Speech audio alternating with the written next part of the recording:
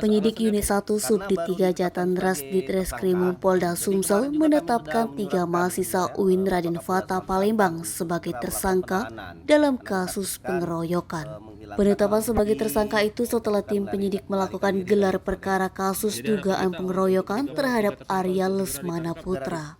Kepastian tersebut disampaikan langsung oleh tim kuasa hukum Arya dari YLBH Sumsel Berkeadilan, Kemas Sigit Muhaimin SH, Selasa 10 Januari 2023 siang di Polda Sumsel. Sigit mengatakan pihaknya mendapatkan surat pemberitahuan perkembangan hasil penyidikan pada tanggal 6 Januari 2023 yang dikirimkan kepada pelapor Arya Lesmana Putra yang ditandatangani oleh Wadir Ditreskrimum Polda Sumsel AKBP Tulus Sinaga SIK. Dikatakannya, tim penyidik telah melakukan gelar perkara pada hari Jumat tanggal 29 Desember 2022 lalu dengan hasil penetapan terduga terlapor sebagai tersangka. Sebelumnya, Sigit mengatakan pihaknya juga telah melayangkan surat permohonan kepada Kapolda Sumsel. Surat itu berperihal mohon keadilan agar kasus yang dialami kliennya segera dilakukan upaya penegakan hukum dan agar dapat ditetapkan tersangkanya. Menurutnya, setelah berjalan selama lebih dari 2,5 bulan lamanya, ada banyak dinamika yang terjadi.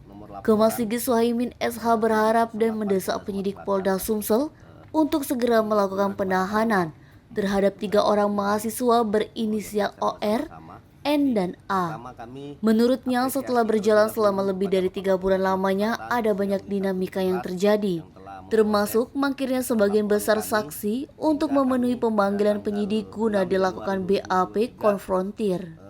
Sekedar mengingatkan, korban Arya resmi melaporkan kejadian yang dialaminya ke Sentra Pelayanan Kepolisian Terpadu Polda Sumsel, Selasa 4 Oktober 2022 malam. Sekitar pukul 19.30 waktu Indonesia Barat, korban Arya dan ayahnya Rusdi didampingi tim kuasa hukumnya dari YLBH Sumsel Berkeadilan menyelesaikan laporan polisi di SPKT Polda Sumsel. Laporan korban langsung diterima ke Siaga 3 SPKT Polda Sumsel AKP Kusyanto SH. Ketua Umum YBLH Sumsel Berkeadilan Sigit Muhaimin SH malam itu menyebut pihaknya mendapatkan kuasa dari korban Arya. Korban melaporkan terkait sangkaan tindak pengeroyokan yang dilakukan secara bersama-sama terhadap kliennya. Upaya untuk agar arah kasus ini diselesaikan secara damai atau ini seperti apa gitu? Jadi sampai detik ini dari awal kami belum berkomunikasi dengan pihak kuasa hukum dari yang terlapor. Nah, jadi kemarin sudah kita sampaikan sudah ada komunikasi dari pihak kampus, namun yang disayangkan surat yang kami sampaikan pertama tindak lanjut berhubungan tentang hasil investigasi, berhubungan tentang audensi itu masih belum ada kepastiannya. Melaporkan. Oke.